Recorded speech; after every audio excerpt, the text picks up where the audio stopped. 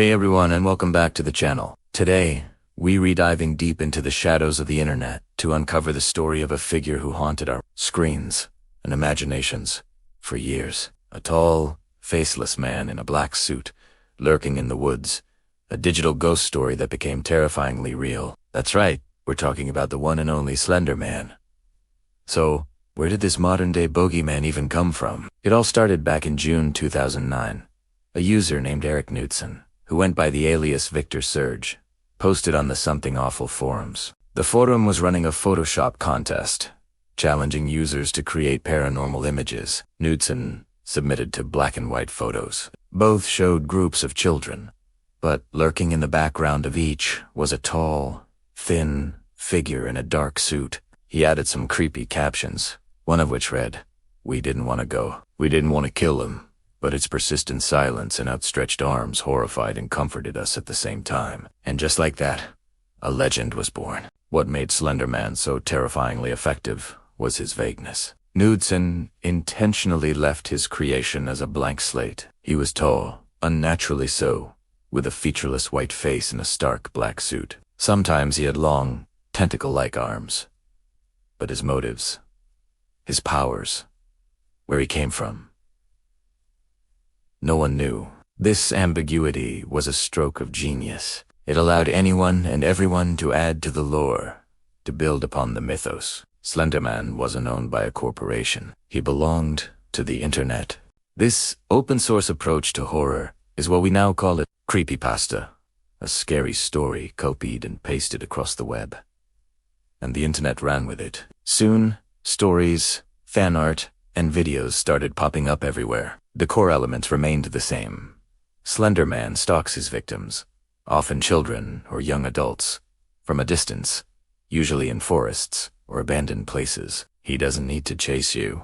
He can teleport. Just being near him is said to induce something called slender sickness, a terrifying combination of paranoia, nightmares, delusions, and even nosebleeds. He was the silent observer, the thing you see out of the corner of your eye, the reason you're suddenly afraid of the woods behind your house. The mythos expanded rapidly. One of the most significant contributions came from a YouTube series called Marble Hornets, launched in 2009, the same year Slender Man was created. It was a found-footage series that followed a young man looking through old tapes from his friend's abandoned film project. On these tapes, he discovers a strange, tall figure he dubs the operator. This was, for all intents and purposes, Slender Man. Marble Hornets it established many of the tropes we now associate with the character. It introduced the idea that Slender Man could distort video and audio recordings, creating that signature glitchy, static-filled effect. It also gave us the Slender Man symbol, a circle with an X through it, which became a warning sign of his presence. Perhaps the most chilling concept from Marble Hornets was Tedia of proxies. These were humans who had fallen under the operator's influence, becoming his unwilling puppets. They weren't just crazy, they were extensions of his will, carrying out his bidding. This added a whole new layer of psychological horror. You weren't just being hunted by a monster, you could be betrayed by the people around you. Marble Hornets was a massive success, running for 5 years and cementing Slender Man's place as a genuine pop culture icon. Of course, with this kind of popularity, video games were inevitable. In 2012, a simple, free indie game called Slender. The 8 pages took the internet by storm. The premise was incredibly basic. You're alone in a dark forest at night, armed only with a flashlight, and you have to collect 8 pages scattered around the area. All the while, Slender Man is hunting you. The more pages you collect, the more aggressively he pursues you. The game was pure, unfiltered jump-scare fuel. It had no real story, just raw, visceral terror. YouTubers and streamers played it, their terrified reactions going viral and exposing Slender Man to an even wider audience. The success of the 8 pages led to a more polished, commercially released sequel in 2013 called Slender: The Arrival. This game expanded on the lore, incorporating elements from Marble Hornets and other parts of the mythos. It had better graphics, a more developed story, and was, if possible, even scarier. Slender Man had officially made the leap from a niche forum post to a mainstream horror sensation. His influence was so widespread that even the mega-popular game Minecraft added a mob inspired by him. The tall, dark, teleporting Enderman. As his fame grew, Hollywood came calling. A film adaptation of Marble Hornets was released in 2015, with the legendary creature actor Doug Jones playing the operator. Then, in 2018, a major studio film simply titled Slender Man was released, with another famous creature actor, Javier Botet, taking on the role. While neither film was a huge critical or commercial success, their existence proved just how far this internet meme had come. From a Photoshop contest to the silver screen, it was an incredible journey. But this is where the story takes a much darker and deeply tragic turn. The line between fiction and reality began to blur in a horrifying way. In May 2014, in Waukesha, Wisconsin, two 12-year-old girls lured their friend into the woods and stabbed her 19 times. Miraculously, the victim survived. When questioned by police, the two attackers claimed they did it to become proxies of the Slender Man, to prove he was real and to protect their families from him. They believed that by committing this horrific act, they would be taken away to live with him in his mansion in the forest. The case sent shockwaves across the world. Suddenly, this fictional internet character was at the center of a real-life attempted murder.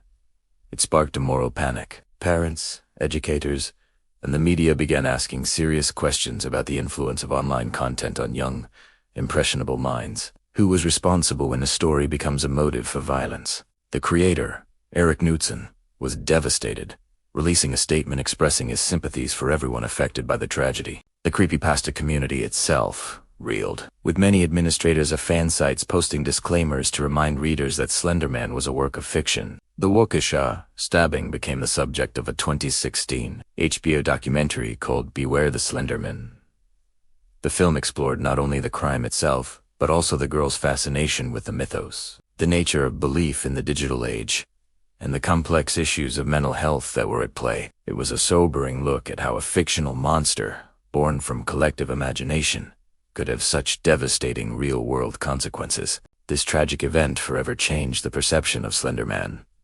For many, he was no longer just a fun, spooky character. He was now tied to a real and terrible act of violence. The creative energy around the mythos seemed to dampen. The once thriving online community became more subdued, and the character's popularity began to wane. He went from being the internet's boogeyman to a cautionary tale. So what is the legacy of Slender Man? On one hand, he's a testament to the power of collaborative, open-source storytelling. He showed how a simple idea could be nurtured by a community and grow into a complex, multi-layered mythology that spanned multiple forms of media. He was a monster for the digital age, perfectly suited for the way we share and consume stories online. His faceless, vague nature made him the perfect vessel for our collective fears, the fear of the unknown, of being watched, of losing control. On the other hand, his story is a stark reminder of the responsibilities that come with creating and sharing content online, and the importance of distinguishing fiction from reality. The Waukesha stabbing highlighted the need for open conversations about mental health, and for providing support to young people who might be struggling. Today, Slender Man doesn't quite have the same grip on the collective consciousness as he once did. New internet legends and creepypastas have risen to take his place. But he hasn't disappeared. He remains a foundational figure in internet folklore, a character whose long shadow still looms over the landscape of digital horror. He is the faceless man in the suit, a ghost in the machine, a story that started on a forum and spiraled out into the real world in the most terrifying way imaginable. He is a powerful and cautionary modern myth. Thanks so much for watching. What are your memories of the Slender Man phenomenon? Did the stories or the games ever scare you? Let me know down in the comments. And if you enjoyed this deep dive, don't forget to like, subscribe, and hit that bell icon so you don't miss our next video. See you next time.